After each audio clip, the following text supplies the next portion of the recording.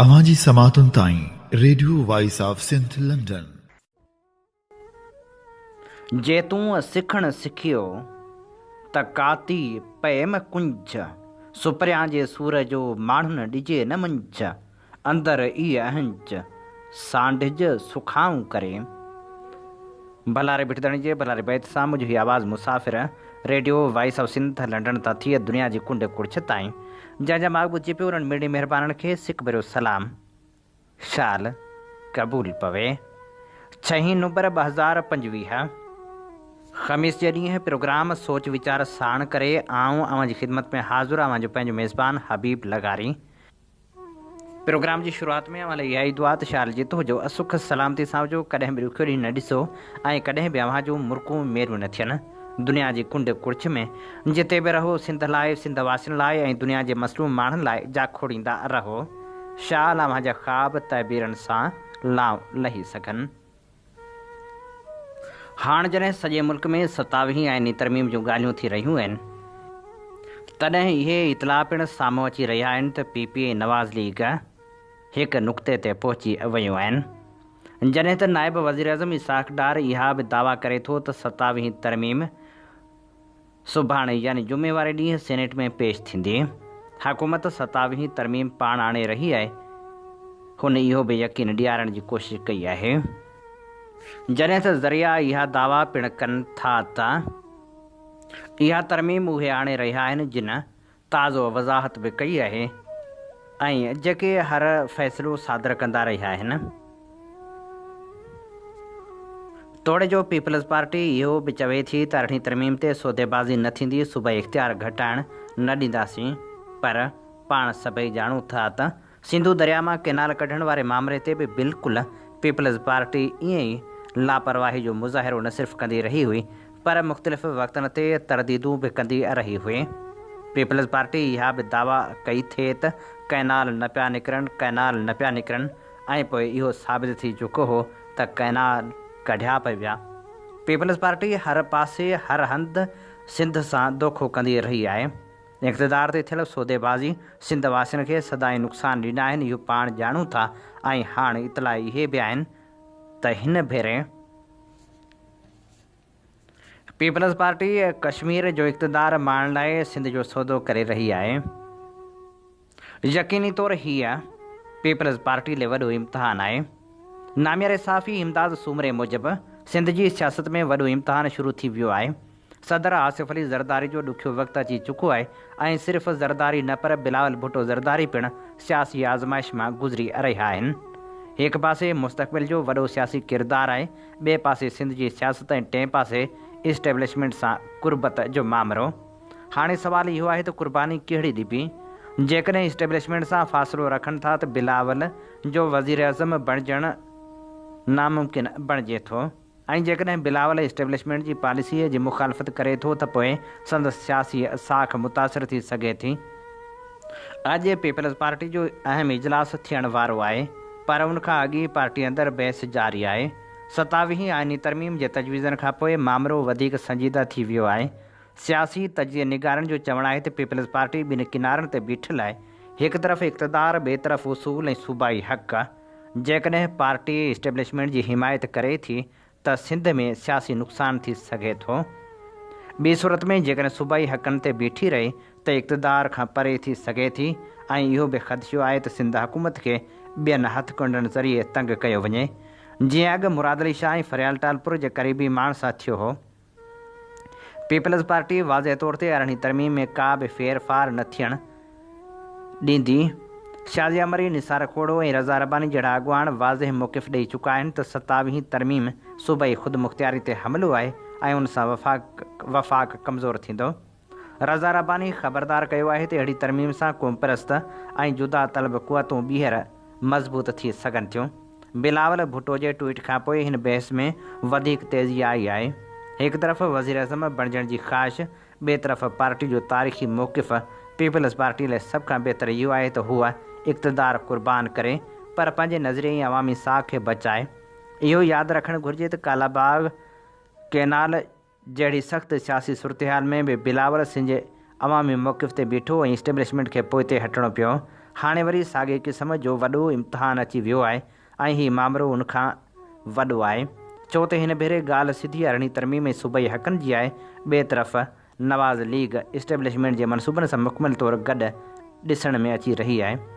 इम्कान ज़ाहिर कयो पियो वञे त जेकॾहिं पीपल्स पार्टी मज़ाहिमत कंदी त बिलावल खे वज़ीर अज़म बणाइण जा रस्ता बंदि थी सघनि था ऐं संदन ख़िलाफ़ नवां केस ऐं दबाव वधाए सघिजे थो। अवां जी समातुनि ताईं radio voice of Sindh London. Programme सोच वीचार में हाणे शामिल करियूं था नामियारे लेखक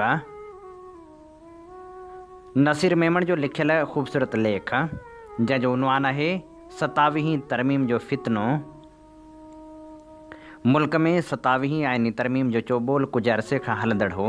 हाणे उन जा विचूर बि आवाम अॻियां आंदा पिया वञनि। जीअं त उन आइनी तरमीम जो मुकमल मसवदो साम्हूं नाहे आयो ऐं उनजा मुख़्तलिफ़ हिसा हितां हुतां आवाम अॻियां अची रहिया आहिनि। तंहिं करे उन बाबति हिन मरहले ते छंडछाण राय उन महदूद ॼाण जे आधार ते ई मुमकिन आहे। 3 ॾींहं अॻु मवासिलात वारे वफ़ाक़ी वज़ीर अलीम ख़ान पारां हर सूबे खे 3 इंतज़ामी यूनिटनि में विरहाइण वारो फार्मूलो साम्हूं आयो ऐं हिकु ॾींहुं पोइ पीपल्स पार्टी जे चेयरमैन बिलावल भुट्टो ज़रदारी जो एक्स पैगाम साम्हूं आयो। उन पैगाम में हुन चिटनि लफ़्ज़नि में ॿुधायो त वज़ीर अज़म पारां सदर ज़रदारी ऐं साणस मुलाक़ात में 27वीं तरमीम लाइ हिमायत घुरी वई आहे। उन पैगाम सोशल मीडिया ऐं इलेक्ट्रॉनिक मीडिया ते मिलंदड़ ॼाण मूजिबि उन तरमीम जा हेठियां अहम नुक़्ता आहिनि। नंबर 1 18वीं तरमीम वसीले सूबनि खे मुंतक़िल कयल अहम इसम तालीमी आबादी कंट्रोल सूबनि खां वफ़ाक़ ॾांहुं मुंतक़िल कया वञनि। नंबर 2 18वीं तरमीम वसीले नाणे जी विरछे जोगी टोकरी मां सूबनि खे मिलंदड़ हिसे खे मिलण तहफ़ुज़ वारो नुक़्तो ख़तमु कजे। हिन वक़्तु आइन जे आर्टिकल 160 में ॼाणायल आहे त NFC एवार्ड में सूबनि जो हिसो गुज़िरियल एवार्ड खां घटि नथो करे सघिजे। नंबर 3 सूबनि जी जाग्राफ़ियाई हदनि सां हथ जुरांद लाइ आइन जे आर्टिकल 239 में फेर घेर करणी पवंदी, जंहिंमें कंहिं सूबे जी जाग्राफ़ियाई हदनि में तब्दीली लाइ रुॻो पार्लियामेंट जे ॿिन्ही ऐवाननि में 2/3 घणाई सां बिल पास करणु लाज़मी आहे। पर उन लाइ उन सूबे जी असेंबली खे पिणु 2/3 घणाई सां जाग्राफ़ियाई फेरफार जे हक़ में वोट ॾियणु लाज़मी आहे। जेतोणीकि बिलावल भुट्टे जे पैगाम में सूबनि जी जाग्राफ़ी वारो हवालो नाहे, पर कुझु हल्का दावा कनि था त इहो नुक़्तो बि शामिलु कयो वेंदो। इहे त उन तरमीम जा कुझु हिसा आहिनि जेके हींअर ताईं साम्हूं आया आहिनि। जॾहिं तरमीम जो मुकमल मसवदो साम्हूं ईंदो त ख़बर पवंदी त उन में ॿियो छा छा शामिलु आहे। 18वीं आइनी तरमीम मुल्क ठाहिण खां पोइ वफ़ाक़ खां सूबनि ॾांहुं इख़्तियार जी मुंतक़िली जे हवाले सां हिकु अहम आइनी अॻभराई हुई। हिन तरमीम हेठि आइन में 100 जे लॻभॻि तरमीमूं कयूं वियूं, जंहिं हेठि सूबनि जा इख़्तियार अॻे खां वधिया। वफ़ाक़ जा 17 खाता जेके कंकरेंट लिस्ट ऐं वफ़ाक़ी लिस्ट में हुआ उहे सूबनि ऐं काउंसिल ऑफ कॉमन इंटरेस्ट ॾांहुं मुंतक़िल कया विया। अलबत्ता वफ़ाक़ी हुकूमत निहायत चालाकी सां उन्हनि खातनि जा नाला बदिलाए उहे खाता इस्लामाबाद में बरक़रार रखिया। 26 डिसंबर 2023 ते हिकु अंग्रेज़ी अख़बार जी हिकु ख़बर मूजिबि बिलावल भुट्टे नवाबशाह में बख़्तावर कैडेट कॉलेज जी पासिंग आउट परेड जे मौक़े ते ॻाल्हाईंदे चयो त 18वीं तरमीम खां पोइ 17 वफ़ाक़ी वज़ारतूं गैर ज़रूरी थी चुकियूं आहिनि, जिन जे मथां हर साल 300 अरब रुपया ख़र्च कया वञनि था। साॻी तरह वफ़ाक़ी हुकूमत जे इख़्तियार हेठि हलंदड़ ख़ुदि मुख़्तियार कंपनीज़ गुज़िरियल माली साल दौरान 851 अरब रुपयनि जो घाटो कयो। वफ़ाक़ी हुकूमत जे इन्हनि कंपनियुनि हींअर ताईं कुल 9200 अरब रुपयनि जो घाटो कयो आहे। वफ़ाक़ी हुकूमत उहे ख़र्च घटाइण बदिरां NFC एवार्ड में सूबनि जा पैसा हड़प करण जी कोशिश में आहे। मरकज़ी हुकूमत अॻी मुख़्तलिफ़ तरीक़नि सां सूबनि जो शेयर घटाए चुकी आहे। मिसाल तौरु पेट्रोलियम शयुनि मथां अॻे जनरल सेल्स टैक्स लॻियल हो, उहो टैक्स NFC हेठि विरछ जोगे पोल में ईंदड़ हो। हिन साल मरकज़ पेट्रोलियम तां सेल्स टैक्स ख़तमु करे उन जी जाइ ते पेट्रोलियम लेवी लागू कई आहे, जंहिंजी आमदनी सिधो सौ मरकज़ी हुकूमत जे खिसे में वेंदी। हलंदड़ माली साल में उन मद में आमदनी जो काथो 1470 अरब रुपया आहे। उहे पैसा GST जी मद में उगाड़जनि हा त उन मां अटकल 850 अरब रुपया सूबनि खे मिलनि हा, पर मरकज़ी हुकूमत उहे पैसा NFC खां ॿाहिरि करे छॾिया। अजीब ॻाल्हि इहा त कंहिं बि सूबे उन धाड़े ते दाह न कई। असल में मर्कज़ी हुकूमत पंहिंजा गैर ज़रूरी ख़र्च घटाइण ऐं हज़ारे गैर ज़रूरी मुलाज़िमनि जो लश्कर घटाइण बदिरां सूबनि खे मिलंदड़ पैसनि खे हड़प करणु घुरे थी। जेसिताईं सवाल अरिड़हीं तरमीम जो आहे त मर्कज़ी हुकूमत अॻे ई 17 खाता सूबनि खे मुंतक़िल करण बदिरां इस्लामाबाद में रखियो वेठी आहे।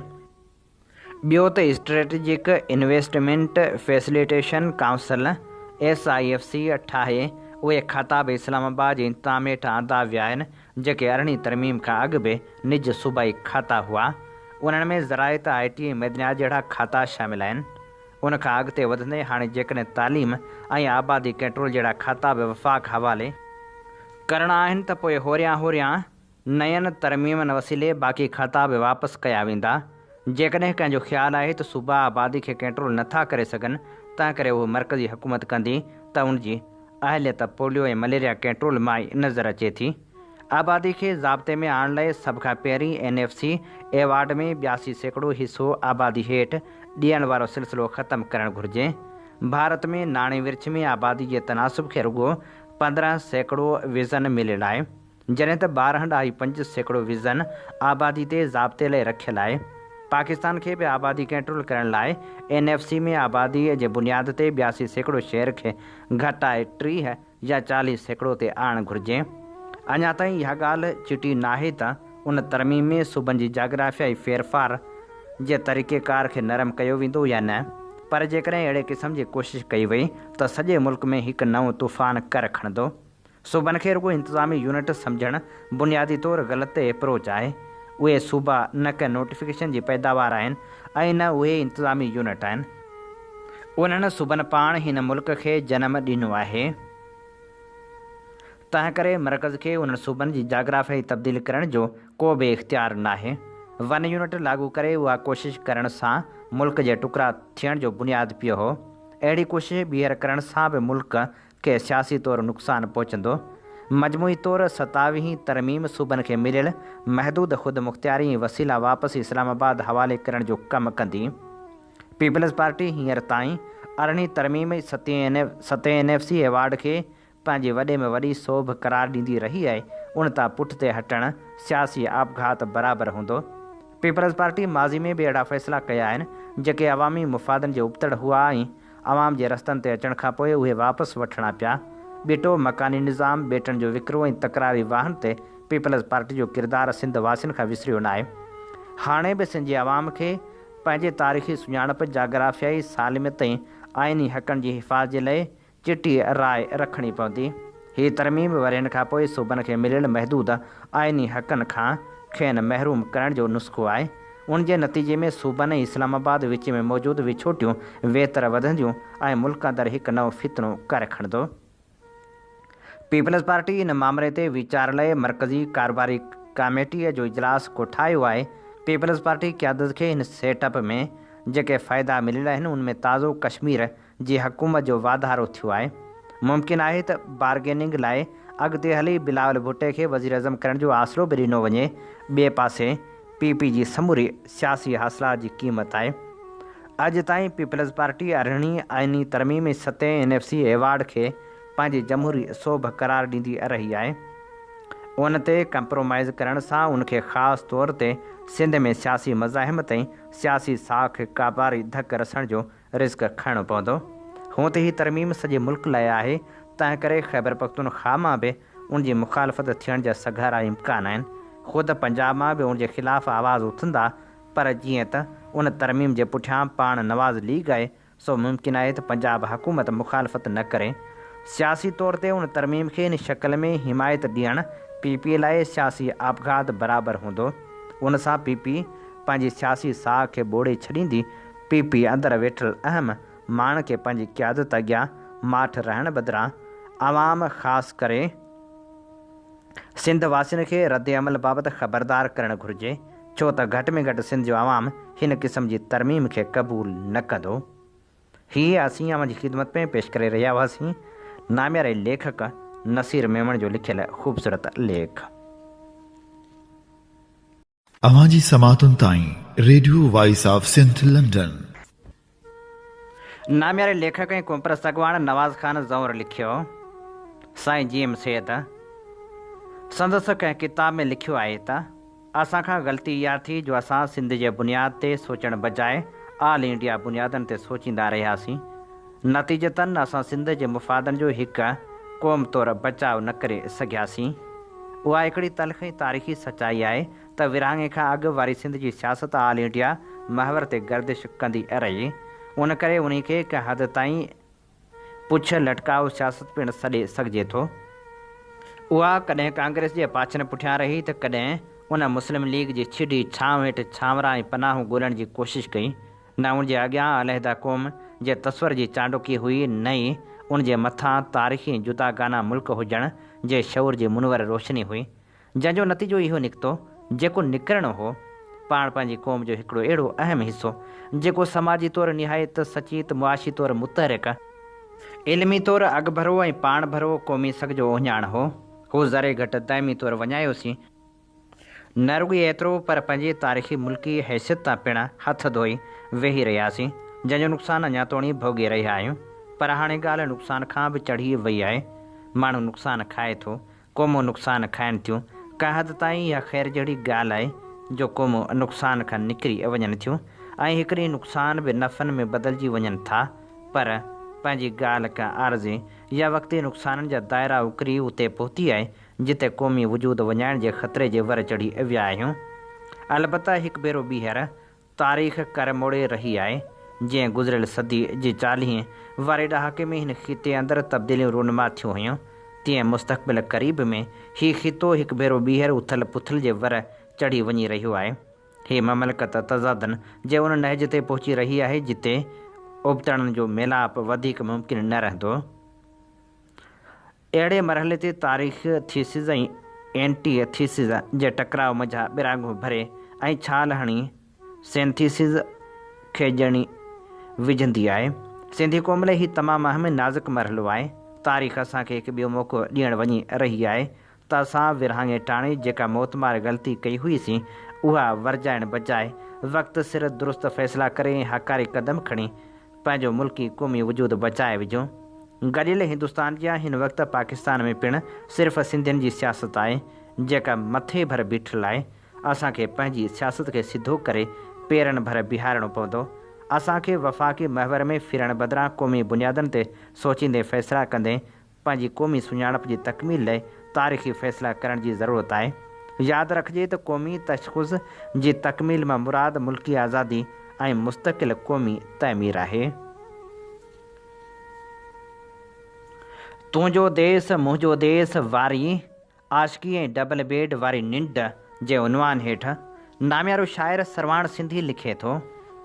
मञूं था हू रस्तो मटे विया, तव्हांजे हिसाब सां सुखी बि थी विया, पर अॼु बि उन्हनि खां वञी पुछी ॾिसो। हूअ तव्हांखे चवंदा त सिंध सां इश्क जा ॾिहाड़ा हिन अयाशी वारी ज़िंदगी खां 100 भेरा वधीक हुआ। उहा खनपल जी निंड जंहिंमें को न को पहिरे ते बीठल हूंदो हो, उहा छिरकनि सां भरपूर निंड हाणोके डबल बेड ते ईंदड़ गहरी निंड खां घणेई भाङे भली हुई। यकीन नथो अचो त हिकु भेरो उन्हनि सां मिली पुछी ॾिसिजो। पक त अॼु बि उन्हनि जे रूह ऐं दिलि में उहा ख़तरनि सां भरपूर आशिकी अॼु जे सींड ते पहुचंदड़ मोहबत खां वधीक उथल पुथल कंदी हूंदी। ऐं अॼु बि हू जॾहिं उन गुलाल झंडे खे ॾिसंदा हूंदा त संदन अखियुनि मां छुलकंदड़ पाणी जलतरंग बणिजी वेंदो हूंदो ऐं रूह में छिक ईंदी हूंदी त हू पंहिंजी उन आशिकी खे छॾण जे बदिले में मिलियल लैंड क्रूज़र मां लही उन्हनि ॻाढ़ वातन छोरनि जे मेड़ खे ख़िताब कनि ऐं संदन सिंध परस्त शहर ते पिंडाल में गोलियुनि जा ददका शुरू थी वञनि ऐं हू वरी उतां हथ ॿधी जॾहिं हेठि लहनि त उहे ई साॻिया नारा संदन पीछो कनि। हूअ तुंहिंजो देश मुंहिंजो देश जे तराने जे पड़ाॾे सां अख छिंभ में का अणॼातल माॻ ॾे रवाना थी वञनि। ऐं हाणे ॿी ॻाल्हि त तव्हां चओ था त तालीम पिरायो, शऊर हासिलु करियो ऐं उन वसीले धरती सां प्यार जो इज़हार करियो त उहो ई त हाणे कनि पिया उहे ॻाढ़ वाता छुरा। हाणे उहे दलीलनि सां ई त ॻाल्हियूं कनि था। कंहिं हिकु वटि बि ॿुधायो त को हथियार हुजे। तव्हां जेके अॻु वारियूं तक़रीरूं शेयर कयो पिया उन्हनि में ई त उहे दग मटे वियल 45 साल अॻु चई विया त हीअ त उन्हनि खे बि मारिनि था जिन वटि को हथियार बि न आहे ऐं सिंधी क़ौम उन ख़ुशफ़हमी में न रहे त जंहिंजे हथ में हथियार न आहे उनखे कुझु न चवंदा, पर उहे असांखे सिंधी सम्झी मारे छॾींदा। पोइ तव्हां कीअं था चओ त हीअ रुॻो उन्हनि खे मारिनि था जिन वटि हथियार आहिनि ऐं दलीलनि सां ॻाल्हि कंदड़नि खे कुझु नथा चवनि। इहा ॻाल्हि त उहे दग मटेवियल अॻुवाण 45 साल अॻु करे विया, छो त उहे जंहिंजा पैरोकार हुआ हुन उन्हनि खे सुती ते इल्म ऐं शऊर जी ॾिनी हुई। पोइ भले खणी उन्हनि पंहिंजो क़िबलो मटियो या पंहिंजे इश्क खे मिहार बणिजी लोढ़े छॾियो, पर हिकु ॻाल्हि उन जी मंझबी त उन्हनि मां कुझु में एतिरी त मर्यादा आहे जो उहे अॼु बि पंहिंजे उन पुराणे इश्क ते ईअं आङुरियूं नथा खणनि ऐं हू अखियूं पूरे कन बंदि ऐं ज़ुबान खे तालो हणी हलनि था, पर तव्हां वांगुरु बिना ॻाल्हि सम्झण जे दाफ़ नथा कनि। जेकॾहिं तव्हांखे इहा ख़बर हुजे त हीअ ॻाढ़ा वाता छुरा त तव्हां वारनि ॻाल्हियुनि ते घणो वक़्तु अॻु खां ई अमल पिया कनि, पढ़नि था, पढ़ाइनि था ऐं हुन पढ़ण ऐं पढ़ाइण जे करे ई त खंभिजनि पिया। पोपटनि जी घटी मां मच्छरनि जे वेढ़े में पुॼाया वञनि था। हीअ तव्हां वारे दग ते हलंदे ई त किताब खोले साम्हूं रखी चवनि था त असांखे पंहिंजे देश में खुली हवा में साहु खणण जो पूरो हक़ु आहे। हीअ दरिया असांजो आहे, असां उन ते बंद ॿधण न ॾींदासीं। हीअ कोयलो, हीअ बिजली असांजी आहे। पहिरीं ऊंद असांजी टरंदी, पोइ ॿियनि जे घरनि में सुहाए थींदी, पर छा कजे जो उहे सम्झनि था त उहा अकुल रुॻो हिननि वटि आहे ऐं इझो हाण आयो आहे ऐं ॿियनि खे त को पतो ई न आहे, छो जो हीअ हितां खां साइबरियन पखियुनि वांगुरु मौसम जे बदिलाव ते पंहिंजो देश छॾे भॼनि नथा ऐं उन्हनि वांगुरु परदेस में रुलण जा मज़ा नथा वठनि। उन लाइ उन्हनि खे उहे दलील खां इल्म ऐं शऊर खां ख़ाली था लॻनि, पर जेकॾहिं उहे इहो ॼाणंदा हुजनि हा त पोइ उन्हनि जो मौक़िफ़ अहिड़ो न हुजे हा। पर खिल अहिड़ी दानिशगर्दी ते अचे थी जिनखे इन ॻाल्हि सां सरोकार ई न आहे, जेके ॿाहिरि मुल्क वेही करे बि अञा डायपर पाए था सुम्हनि ऐं उनजो मक़सदु आज़ादी सां साहु खणण बदिरां डॉलर कमाइण लाइ पाण खे घुरिजे वाचिंग टाइम आहे, त पोइ उन्हनि खे कहिड़ी ख़बर त खंभिजण वारनि जो ॾोह कहिड़ो आहे ऐं उनजे ज़ुबान ते तालाबंदी जो कारण कहिड़ो आहे। हीअ असीं अवां जे समातनि जी नज़र करे रहिया हुआसीं। सरवाण सिंधी जो लिखियल ख़ूबसूरत लेख। अवां जी समातुनि ताईं radio voice of Sindh London. आम हीअं ॿुधी रहिया आहियो radio voice of Sindh London. अवां जी ख़िदमत में प्रोग्राम पेश कयो पियो वञे सोच वीचार जे हिन सफ़र में आऊं अवां सां मुखातिब अवां जो पंहिंजो मेज़बान हबीब लगारी। जीअं त अमीं ॼाणो था त असीं radio voice of Sindh London तां अवां जी ख़िदमत में उहे प्रोग्राम पेश कंदा आहियूं जिन में सचाई जा सॾ हूंदा आहिनि, जिन में तारीख़ जा अमल वर्क हूंदा आहिनि। असीं चाहियूं था त हीउ सफ़र सफलता माणे, जंहिं लाइ असांखे अवां जे साथ ऐं सहकार जी ज़रूरत आहे। अचो इन सफ़र में असां सां हमक़दम बणिजो।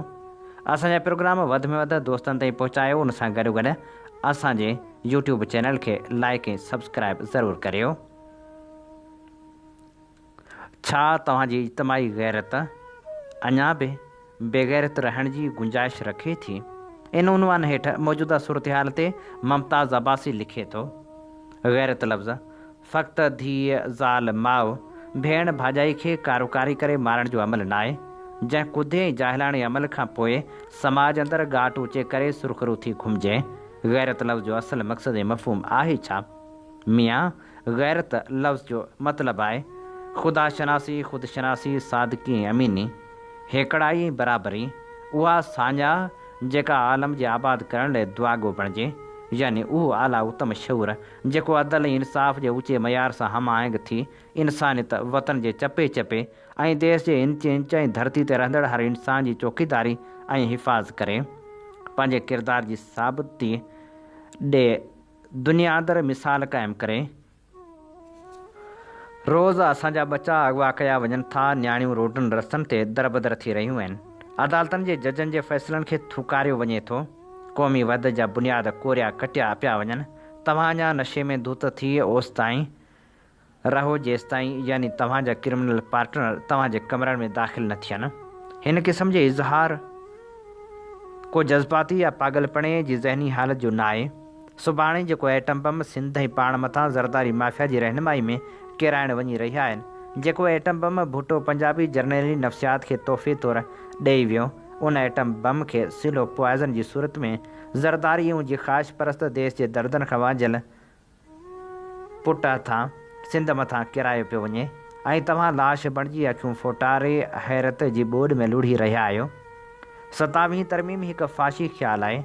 आइन खे बेइज़्तो करणु बराबरि, वफ़ाक़ियत जे लाश ते लूणु बुरकणु, ही का तकरारी कानून साज़ी न पर 18वीं तरमीम जी क़बर खोटणु ऐं सिंध सूबे ऐं सिंधियुनि खे अञा बि बदतरीन ग़ुलामी में आणे बीहारण जो हिकु पुरस्कार मनसूबो या हिकु पुरस्कार साज़िश आहे। हीउ वक़्तु नरम ॻाल्हियुनि जो न आहे। हीउ वक़्तु आवाज़ बुलंद करणु, सच ज़ाहिर करणु ऐं हिन तरमीम जे ख़िलाफ़ु हर सियासी, आइनी ऐं अवामी मैदान में गॾु थी बीहण जंग करण जो आहे। पीरो, वॾेरो, जागीरदारो, छा तव्हांजी इज्तिमाही गैरत अञा बि बेगैरत रहण जी गुंजाइश रखे थी? छा तव्हां अञा बि ख़ामोश रहंदा? हाणे त सिंध दुश्मन क़ुवतनि खे उहे क़ानूनी रस्ता खोले ॾियणु वञी रहिया आहियो, जेके रस्ता तव्हांजे महिलातनि ऐं घरनि जूं दीवारूं टोड़े तव्हांजे नंगनि में हथु विझंदियूं। जेकॾहिं तव्हां सिंध माउ खे अञा बि नंग न सम्झो त पोइ ज़रदारी माफ़िया,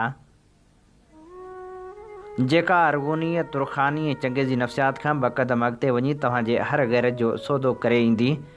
तव्हां निढड़नि बदबूदार अयाशनि जे नशे में सिंध दुश्मन नफ़्सियात खां पंहिंजी धरती जे रस्ते ते लावारस हालत में मारिया ऐं साड़िया वेंदव। उनखां अॻे पीपल्स पार्टी जी कोठायल सियासी इजलास में पंहिंजी गैरत जो मुज़ाहिरो करियो ऐं खेसि ॿुधाए छॾियो त असीं सिंध दुश्मन कंहिं बि क़िस्म जी कानून साज़ी जो हिसो बणिजी नथा सघूं। ज़रदारी मरण जी कंधी ते आहे, मरी वेंदो, पर सिंध जी वहदत ऐं वजूद ओसिताईं रहणो आहे जेसिताईं हीअ काइनात। हीअ असीं अवां जी समातनि जी नज़र करे रहिया हुआसीं। मुमताज़ अब्बासी जो लिखियलु लेख।